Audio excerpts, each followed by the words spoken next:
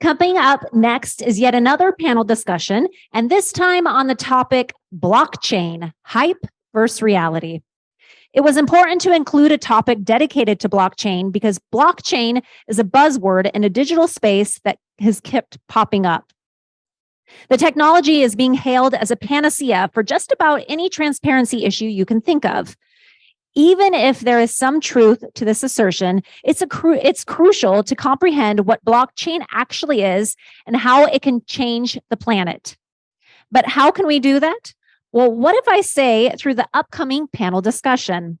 Yes, you heard me say that right. Please help me welcome the moderator of this panel. We have Ben Pulatie, the CEO of Mad Software LLC, who will help the panelists discover all sides of the coin. Help welcome Ben to the stage. And we also are going to be joined by Suresh Subbu, the co-founder of FTPeddle LLC. We're also going to be joined by Stephen Oliver, the owner of Stephen Oliver Studio. Please help welcome them to the stage as well. Thank you. Well, everybody awake after lunch? Kinda, sorta? Great. So this panel is about blockchain, hype versus reality. And I think it's a good topic. I mean, all the topics are good, but there's a lot of stigma to blockchain right now. And a lot of it is because of lack of understanding. Blockchain has been around over a decade, and still a lot of people don't really understand what it's about, how it functions, how it can benefit us. And what we hear in the market is scam, rug pull. What we hear is a lot of things regarding cryptocurrency. And that's another thing is a lot of people, when they hear blockchain, they automatically think Bitcoin or some other cryptocurrency. So we're going to talk about that. And so let's start with some introductions. Stephen, you want to start? Sure. My name's Stephen Oliver. I'm an artist. And in a nutshell, I've worked largely in concept design in my career. I was lucky to be able to develop and direct my own designs all the way through, though, most of the time. So I wore quite a few hats. Some of the people I've worked with, I've been very lucky to have worked with Walt Disney Imagineering, Universal Studios, Marvel Studios of Marvel Comics fame, RTKL, one of the, well, they're the largest architecture firm in the world now when they merged with Calliston. And am currently working on a graphic novel through my own studio. If you're interested in seeing my work, you can go to StephenOliverStudio.net if you'd like to see any more of my work. Thank you, Stephen. And Suresh? Yeah. Hi, pretty much, I have about 20 years of experience in IT, pretty much doing consulting.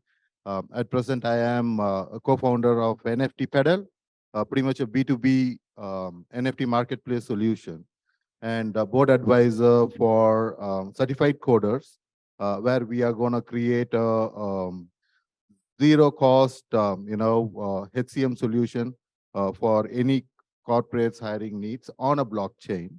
And a Web3 company, which is like, development of Web3 framework as well as adaption. And it's based out of India. Thank you, guys. Thank you, Suresh. So, we have obviously Stephen, who's a digital artist. And, blockchain has a lot of use cases, practical use cases. And that really isn't broadcasted, in mainstream media too well. Like I said earlier, a lot of people see it as something that's very mystical, kind of a black box. I'm sure we've all worked with technologies that we didn't understand what it was, and to us, and it was a black box. And so, there's a lot of, obviously, there was a lot of hype in the blockchain industry, the last, several years. And again, that being directly related to cryptocurrencies and Bitcoin and things like that, right? But, blockchain is not a token or a cryptocurrency. It's a technology, it's a layer, it's an infrastructure. And, the currencies and the tokens and the things that are built on it, again, it's a layer on top of an infrastructure, just like you have, your applications and your servers. You need a place to put those applications, right? So they'll be on top of some sort of stack or infrastructure. So I am curious from the artistic standpoint, right? So with the digital art, I am curious about how are you using the blockchain technology to produce your pieces? So I haven't used blockchain to produce my pieces or to connect with them yet. I'm still kind of waiting for the dust to settle. It's a technology that's been out there, I know, and I've been in discussions with people about it. I can tell you what I proposed at one point. I was doing a store of the future concept design for Fortune 100 company on the East Coast, and was in communication with somebody who was starting a blockchain, a competitor to Bitcoin, basically, who wanted to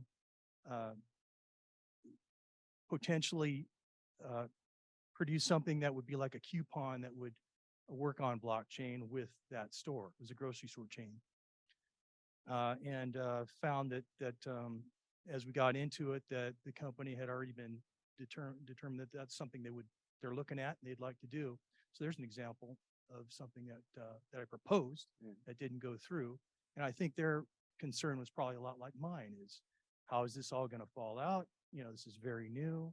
Potential, the upside for this is still to be determined, and maybe we're past that point now. This is a couple of years ago when I proposed that, but that's a real world example of how I was thinking about it. So, Suresh, I want to bring you the same question. How are you using blockchain technology in your business today?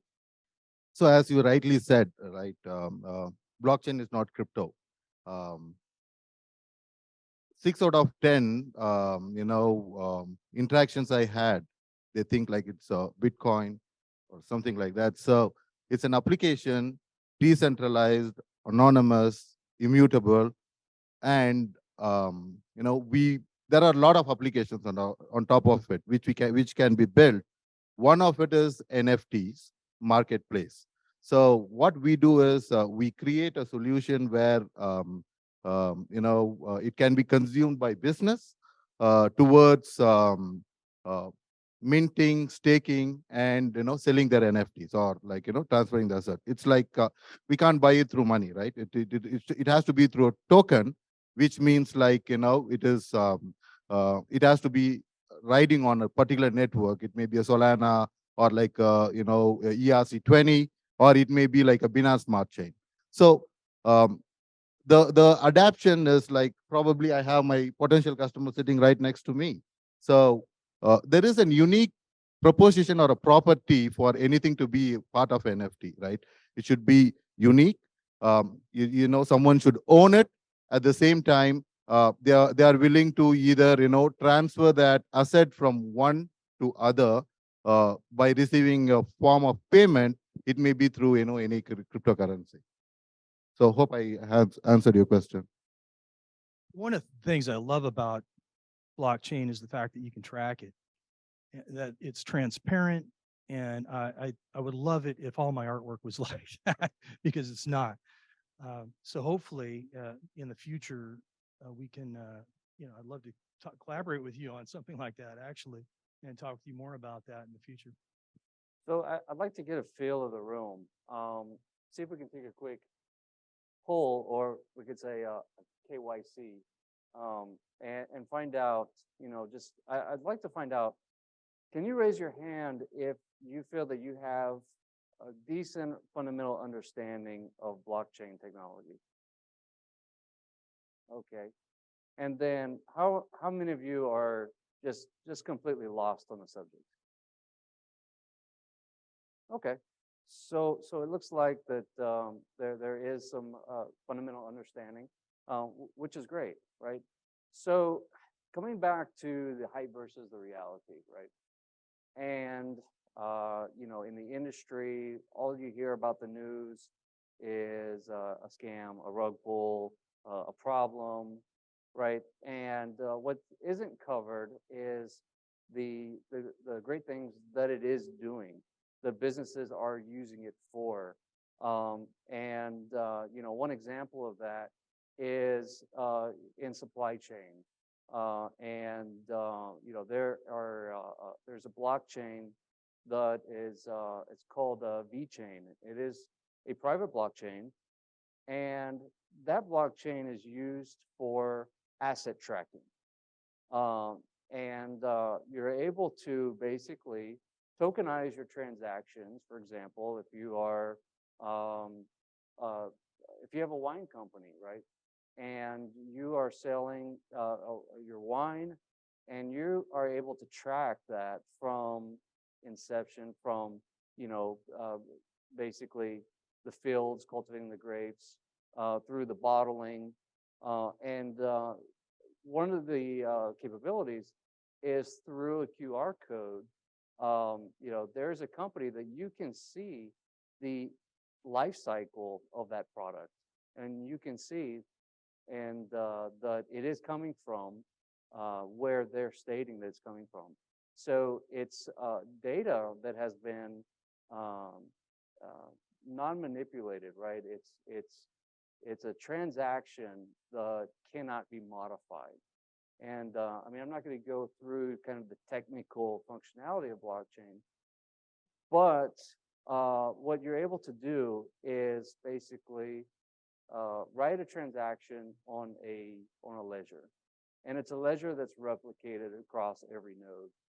And if today's business, with you have counterfeiting problems, for example, in products, from many countries, all kinds of products can be counterfeited, and companies are using blockchain to show to their customer, show to their partners and vendors that, look, you can trust us because we have irrefutable transactions here that show that, yes, this is our product.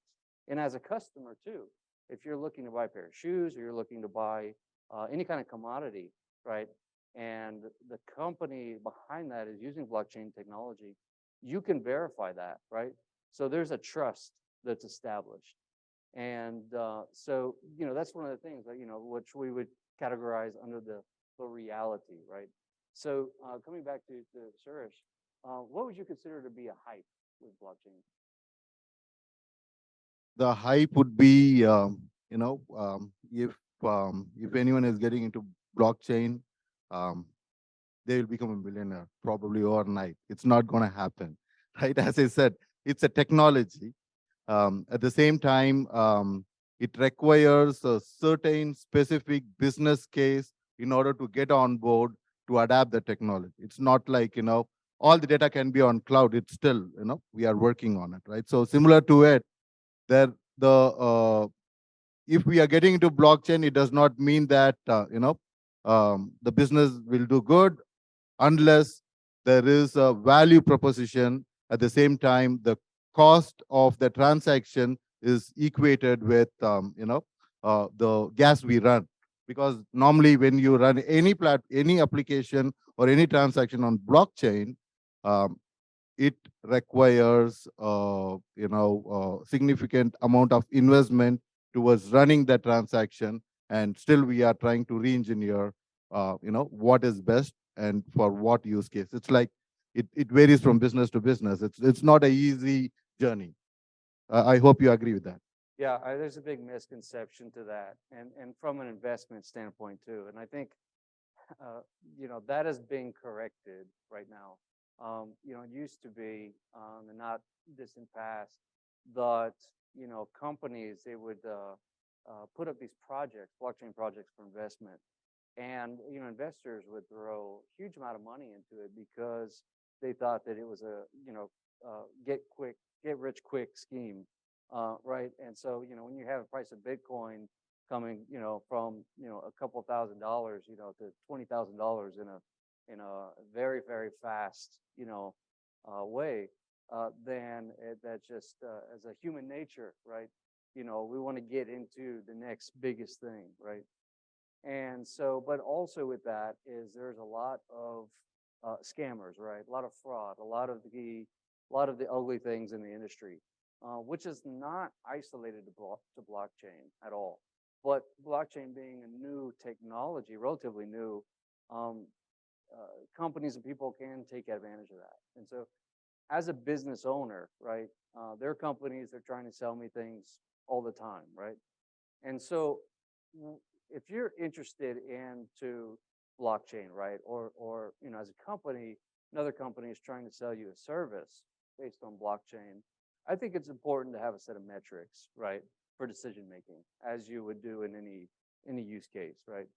You know, one of the metrics that I have is that if somebody is trying to sell me a product or a service based on blockchain technology, um, really they need to be able to, one is quantify and clarify, you know, what is potentially return on the investment on that, and how does it work, right?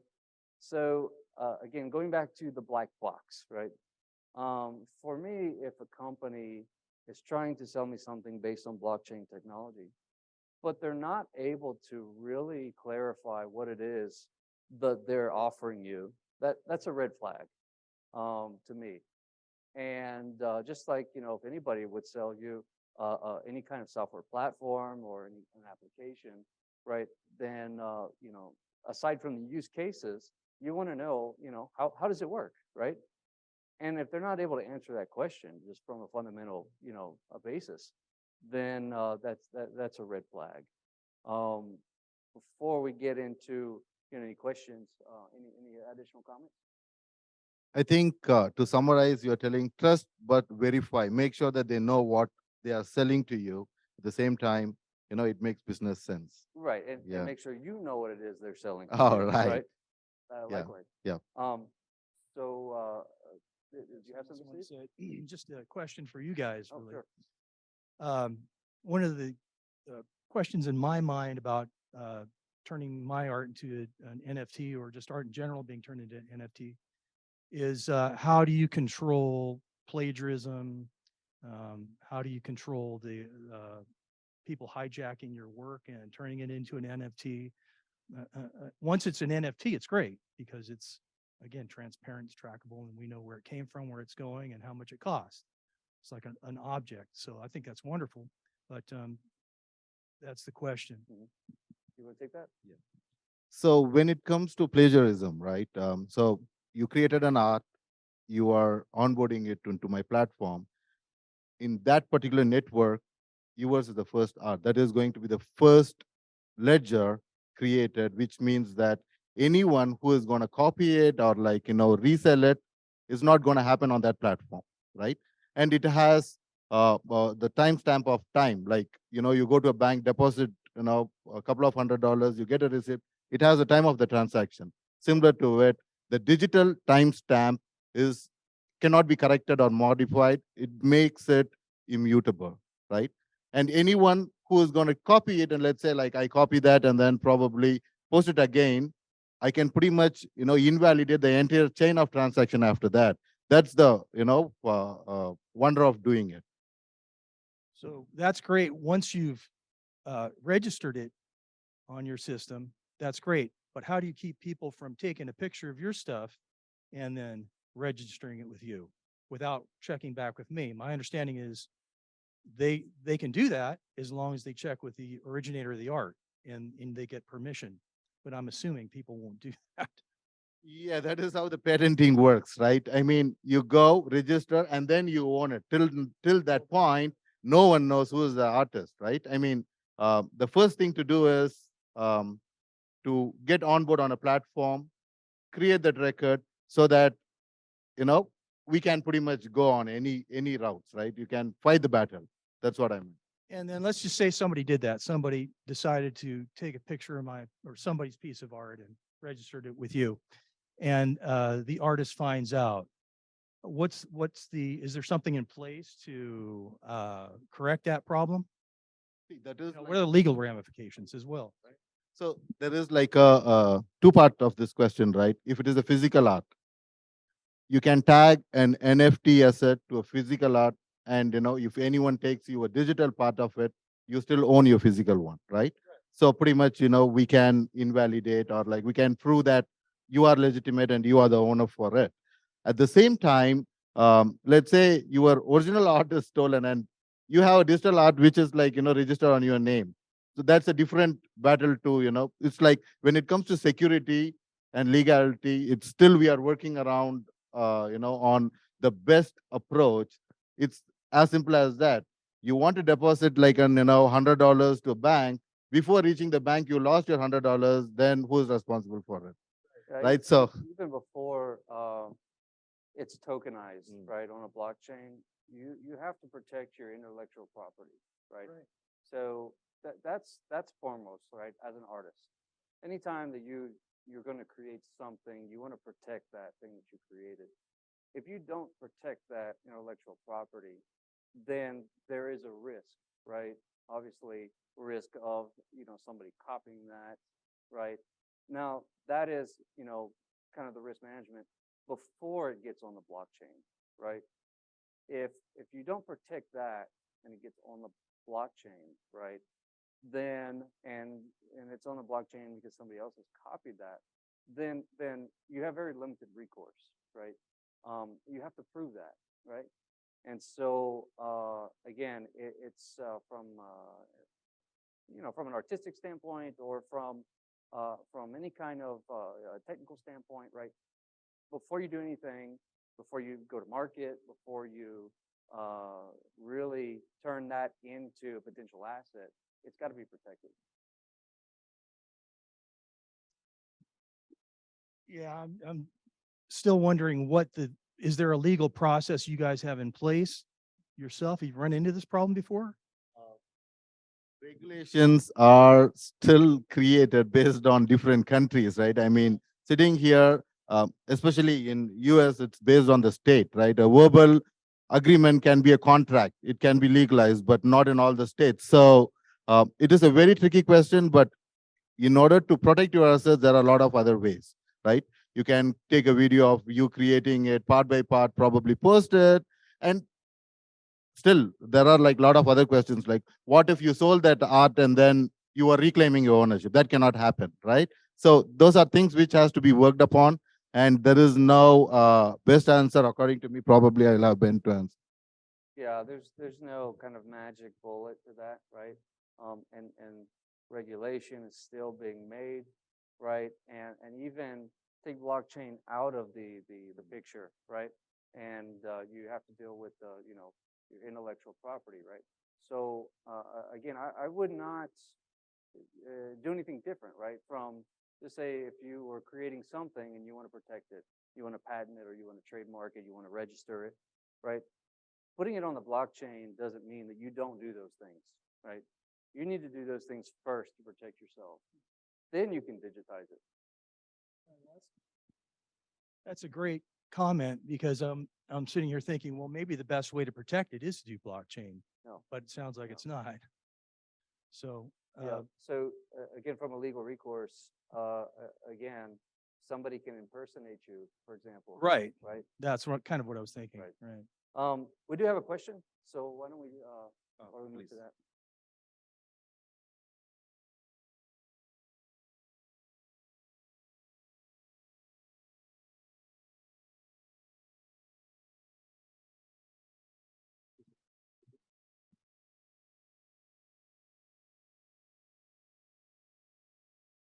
I would like to get your comments on, the India's initiative for digital economy, but I see the missing pieces there of blockchain and cryptocurrency. I'm not sure what is the status or situation there, especially when digital economy seems to be in the prime there.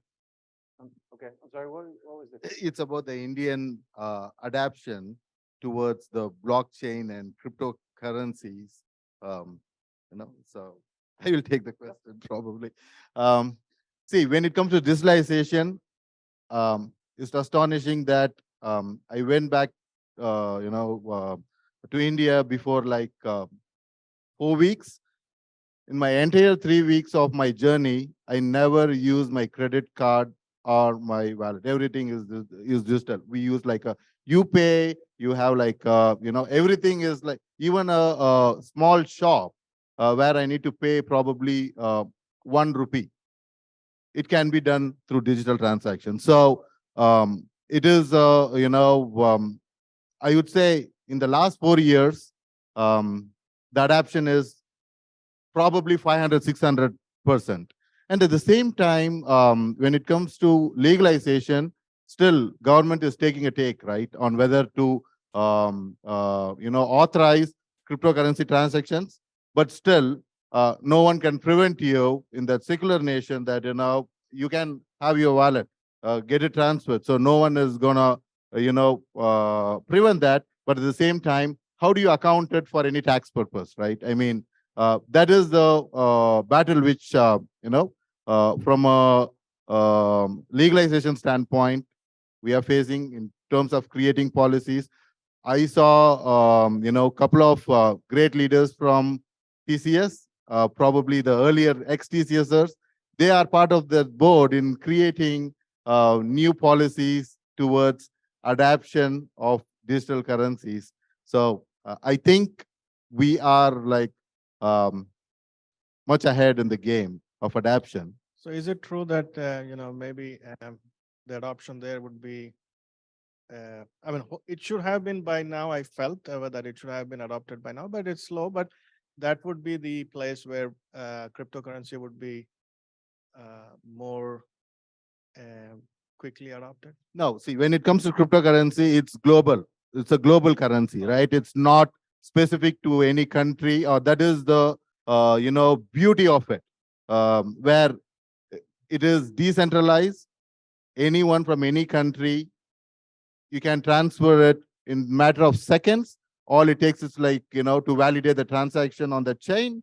At the same time, it's all about working through that legal problem. And there is a ban, then it means it's a ban. We can't work around to it. Then and India is not the only place where it is going to boom. It's across the globe, and it's a global economy. It's not decided or determined by a specific country or a region. Ben, probably you can. Sure. So with governments are always reactive, right? And so, typically new technology is created by an entity, a company, right? And then, if that technology catches on, then there's a network effect. And then after a network effect, there's a compound effect, right? So for many years, for example, with, I'll just say with Bitcoin, just because Bitcoin was the first, when we talk about cryptocurrencies, private enterprises, companies, governments, they all saw it as a fad, right? This is something that, somebody's doing, that's transferring it from, one person to another, or one wallet to another, right? And so, there were obviously the initial people that started mining, for example, got into the technology. And then, there were evangelists that were created that started evangelizing the technology, right? And so if you follow kind of the news from an economic standpoint, there are several countries over the years that in their legislation, there is, legislation for adopting it, for banning it, then adopting it again, and banning it again, based on the lobbying. So the one thing that I've learned in technology is that technology constantly evolves, right? And so, sure, you can restrict it, you can regulate it, but there will always be somebody inventing something new, something more efficient, something different, right? So, as far as crypto from a global scale, you are bypassing the intermediary, right? And so being able to transfer exactly from one wallet to another. I don't know how many of you are familiar with BitTorrent. and you know, basically being able to download files, applications, music, videos from somebody else's computer, right? That was basically a node, right? And so that's a very similar concept with blockchain. So you know, every computer can be a node, right? You can send it from one wallet to another, one phone to another, and it doesn't matter, you know, what country you're in. It doesn't, you know, blockchain technology doesn't identify borders, right? So yes, yes, sir.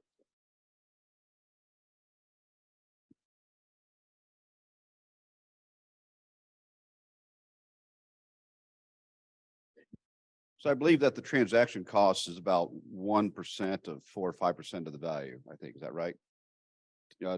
If it changes ownership, the transaction cost to get it on all the ledgers is about that much, depending upon the value of it. Not all the time. It depends on the business logic or the code we run on, Okay. right? And the value of the amount and all that. The So value that's of the fine amount. if you don't change ownership that often, for like a collectible, but that won't work too well for financial, where they're having to do it in splits of seconds, because it can take 2 or 3 seconds to do the transaction across all the ledgers. And then it doesn't work for something like a supply chain of pharmaceuticals, where there's like probably dozens and dozens and dozens and dozens and dozens of materials coming through. So how do you solve that problem of the transaction time and costs before it can really go into financial mainstream and real pipeline mainstream? If that Two makes different sense. areas here, right? If that One makes is sense, I may the- be off on that, but that's. No, okay. no, that's a good question. One part is you know, cryptocurrency or the transaction cost of the cryptocurrency. The other part is any digital asset per se. The cost of the transaction is determined by the complexity of the code, the heaviness of the code, which we are going to send across throughout the network. And it may not be like, you know, 1%. It may be like even less than 0.05% in certain networks. That's why I said, like, the business case needs to be chosen right, and we should choose the right network, right platform, at the same time, the right applications in order to get benefited. Yeah, from a technology standpoint, you're always going to substitute, in this case, speed for redundancy, right? And so, you know, with the blockchain, right, every block is replicated across every node, right? So not all business cases is a good case for blockchain. You know, blockchain is not a solution, everything for every problem in technology. It's an addition to centralized processing, for example. You know, there are companies that incorporate blockchain and being able to do decentralized processing, the validation of data, of information, but also bringing that information, connecting it into a centralized processing system. So it doesn't replace current legacy systems at all. It augments them. And so, you know, as a business owner and as looking for something, you know, if you're looking to provide a service that you can show your customers, show your partners, whoever that is, that look, we are able to verify this data based on blockchain technology and smart contracts. This data cannot be changed, right? And so again, the use case on that today is still quite limited, and that's going to continue to evolve. Blockchain technology is going to continue to evolve. So it's not kind of a silver bullet, right? But it does solve very complex issues regarding to data management, regarding to the security of the data, regarding basically having the ability to create something in a digital ledger that cannot be modified. You're speaking there reminded me of an article I just read. What do you think about attaching blockchain or using blockchain to do voting? Is it possible? You know, how would that look? Sure. I mean, when you look at blockchain, you have decentralized processing, right? So, and you have nodes, right? So basically, problem with voting and in any system is that information can be modified, right? That can be changed. And so I don't know of any country that is using voting on blockchain. Yeah, yeah, you can step there and ask the question. But I think it is a very good use case. It means that the entire population needs to be receiving a token, and the token needs to be validated. It is a time-consuming and expensive proposition, right? I mean, unless it is like a government-owned blockchain, it is doable. It is a good use case, but it is expensive because every transaction needs to be recorded, and there is a cost for the confirmance, but Right. than our traditional methods. Yeah, and there's not just one blockchain, right? There's a lot of different blockchains, centralized blockchains. There's a private public blockchains. And so it's, the problem of, okay, as a government, right, what blockchain would we be on? So it does open a whole new set of, complications. Probably a part of the campaign cost may be used for it. I don't know. It depends. And I think you just touched on it. It's a very, very complicated thing because it's occurred to me, well, why can't we use it for some public transaction record, recording?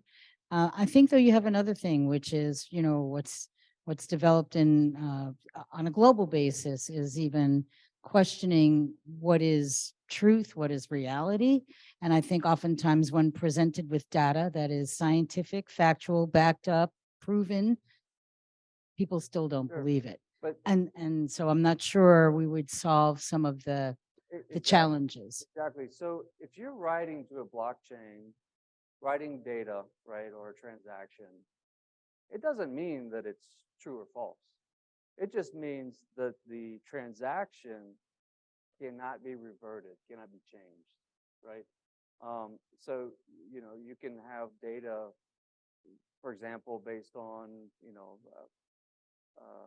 behavioral data. You can have data based on people. You can have data based on anything. And that transaction is written in the blockchain. Basically, it's not to say that that data is right or wrong. It's just to say that it cannot be manipulated, cannot be changed. At the same time, if proven wrong, you have an entire chain code to be like invalidated, probably. Yeah, that is Hello. why we have DAOs. Hello, this is Ganesh. You said that the data cannot be manipulated. How are you going to build that trust in the customers who are going to use the blockchain? I'm sorry, can you? How are you going to build the trust? The customers going to use a blockchain technology. Sure. So, let's just take blockchain out of the picture for a second. And you're processing data, you're processing information through a legacy system. You could process bad data. Sure. Absolutely. You could have a master data set that has bad data, and then it comes down and, if there's not checks and controls in place to clean the data and fix it based on the business parameters, you could have bad data going, downstream and getting processed. So I think that it's kind of the same, issue either with or without blockchain is, the information. We talked about trust, right? Trust between systems, right?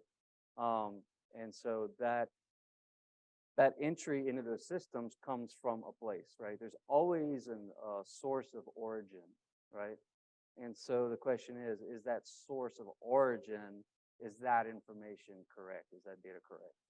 So at some point, if it's not correct, there's a check and balance in place, typically in enterprise system, to either intercept it and change it, or after the fact, go back in, reprocess the data. Now, with a blockchain, you can write additionally to the ledger, right? So you have a transaction that was processed and that was written to the digital ledger, and you cannot overwrite that information, right? But you can create a new entry, right? That would basically, based on whatever parameters, as a business, as an organization, would say, okay, the previous transaction is invalidated because of X, Y, and Z. Trust is also driven by various valuation methods like proof of stake, consensus driven. Um, so the reason for anyone getting into the blockchain aspect is to avoid the middleman, right? And it is indisputable.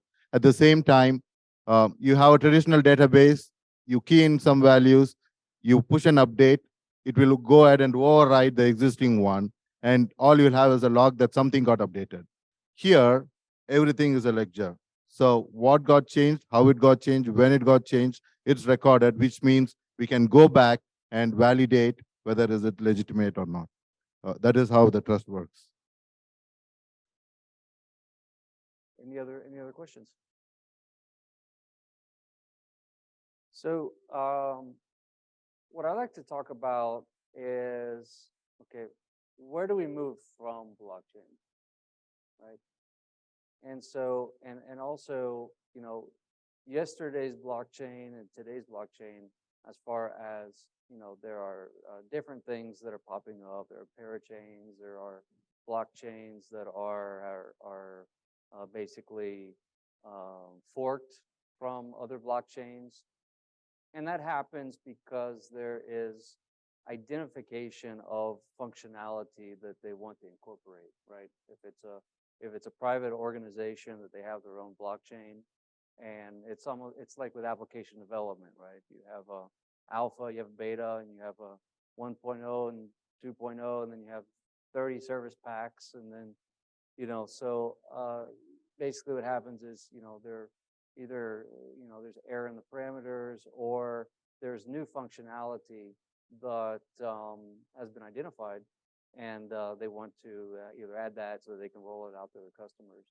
So I'm curious, Suresh, where do you see blockchain technology evolving to in the next, decade?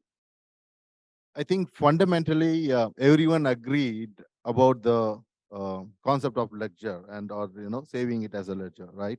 Um, Future probably it's about change in policies, forking to accommodate the scalability component, um, or like it may be new algorithms on top of blockchain, but I don't see it going away or like taking another spin, right?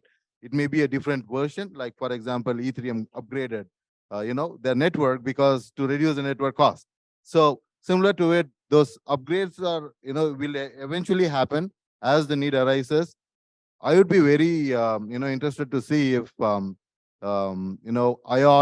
Edge, or like AI based commodities get into the blockchain framework, and because here it is like 2% talking about an asset, right? When you bring in all those other parameters, I don't know how would it look like. It would be interesting to see the future. Yeah, it's still very much in an infancy. And I gauge infancy by you have very, very smart, very technical people that still see blockchain as a black box, right? And so all of the use cases, I see very basic use cases, to be honest with you right now. But I see those continuing to evolve, especially as the supporting technology continues to evolve. And so we have obviously, I talked this morning about edge computing, talked about basically the increase of infrastructure and bandwidth, obviously from 4G to 5G, and allowing for, a world of Internet of Things, right? Where everything is connected to the internet. And there are many problems associated with that, but it also provides many opportunities. So as a company, even with Mad Software today, we're very selective as to what technologies that we use so that we can provide, the best services to our customers. And there are some cases where blockchain has a great use case. There are other cases where it has no use case at all. So, from a B2B standpoint, I can't tell you how many companies have reached out to me because, they're selling the solution based on blockchain technology. And then I asked, okay, so what does it do? And so, then it just goes into, well, this magical black box that really has no, practical value. And so that's the kind of thing where I would say, be very mindful, because as with any new technology, there are a lot of people that are taking advantage of that and not in a good way. So you see obviously, most people associate blockchain with cryptocurrency, right? It is the foundation of cryptocurrency. So it's very hard to separate. But blockchain in itself does have great use cases. And then where cryptocurrency continues to go, I mean, it definitely has quite a black eye right now with scandals and rug pulls, and that's all you hear in the news. But the bottom line is everything is getting tokenized, and everything is becoming, digital. I'm sure you've heard, last several years, maybe the last decade about, digital transformation from legacy systems. And that does include blockchain and a lot of other technologies, or can include blockchain. But with the hype, I think the hype is dying down just because of all of the issues that particularly the cryptocurrency has had, not blockchain. Now, there have been security issues with private blockchains, and so again, with any technology, you kind of have to go back to the basics. And if you're going to roll out a product or a solution, you need to do the best that you can to bulletproof it. And so that's hard to do when you're innovating, right? You want to get to market as fast as you can. You want to roll out as quick as you can. And so, putting those checks and balances in is a tedious task, hard for companies to do, but which is why, you have issues of hacks, and you have issues of just fraudulent transactions, and you have issues of that kind of thing. But I think that if we can kind of take out the stigma of this blockchain being, just a cryptocurrency, right? And it just comes with just education and taking the time to really learn about what it is. So we have about 5 minutes left. Do you have any closing remarks? Let me think about it for another couple minutes. How about you, sir? Oh, we have a question? Okay.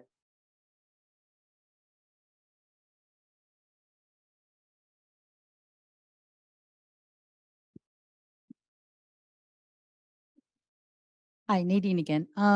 Ben, I think I just heard you say something about the kind of where corruption has happened in blockchain is in privately held blockchains, but if it's a public distributed blockchain, then we have less to worry about, or we have nothing to worry about. I'm wanting to understand where the trust, or Sure. where the breaches are. Thanks. Yeah, that's a great question. All infrastructure has flaws, right? So if you create a gate, right? If you create a wall or gate, right, that has a lock on it, and you control the key to that lock, right? You can go in anytime you want, and you can modify what's inside, right? You can move it, you can change it. But if you create something and you throw the key away, right, then obviously you can't do that, right? And so what happens is, like, for example, there's private blockchains where they have full access to, roll back, for example, roll back a transaction, right? And so you get into the trust, right? So if you have full control over something and you have a great technology, there's risk involved, right? And we've seen that in the industry. There's other public blockchains where it was created, and basically an analogy would be they threw away the key, right? So one would be, for example, a decentralized DAO, for example. That's a great example of something being built, but then really it's very hard to modify that. Any thoughts on that?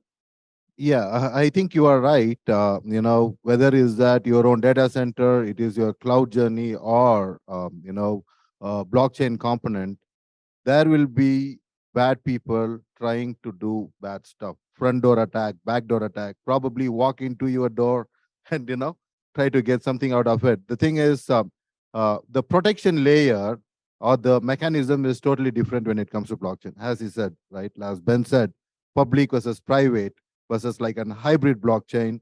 There are like other guarantees where we can invalidate. Probably he takes away nothing.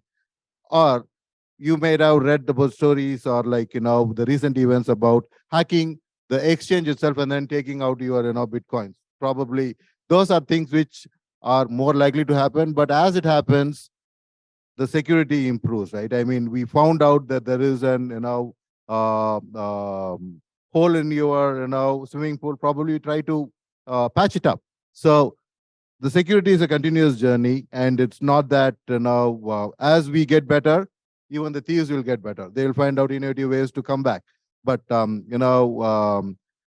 as we firm up our policies at the same time, create multiple layers of security wrapped around it, I don't think it is penetrable. Probably. Yeah, there's nothing foolproof, even with blockchain. I wanted to thank our guest. You got me thinking. I really loved your statement about identity and what's truth and what's not. I think I'm going to turn the tables on blockchain and make it a piece of art myself by writing it into my story. I have a graphic novel about the singularity, technological singularity, and it's very Philip K. Dick, about identity and what is identity and who are we and what's real. So thanks a lot for that comment. Going to use it with your permission. She gave me a thumbs up, so I'm going to use it. Yeah, go ahead. Excellent. Yeah, I mean, I think that as we learn more about, what it is, we can make better informed decisions.